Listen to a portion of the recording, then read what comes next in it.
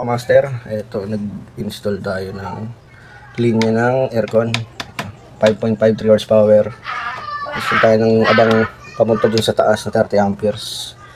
Tayo kumuha 30 amperes na to, wala na kasi 30, 20, 30 4 branches lang siya. Kung meron pa sana isa dito, na sana tayo maglalagay pa ng isang breaker kasi 4 branches lang siya. So yun, tapos yung ano ni Boss Dar, itong kanyang rep grounded. I-check na lang din natin. Let's go. Yung mga kamaster, ito yung sa kanyang rep. Siguro kaya siya grounded, nababasa dito. Ayan, basa siya. Ayan, okay na. Okay, dahil dito, ayan, nababasa siya.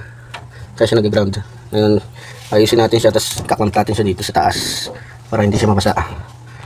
Ayan, let's go. Yung mga kamaster, ayos na. Wala na siyang grounded, wala nang grounded itong inverter ni Boss Dar. Chiller niya. Ayun, tinalamp ko na lang siya ng maliit para hindi siya mabasa. Tapos inayos natin yung duktungan doon. Ayun na rin yung 4 na branches, tapos yung papunta doon sa may taas. All goods done.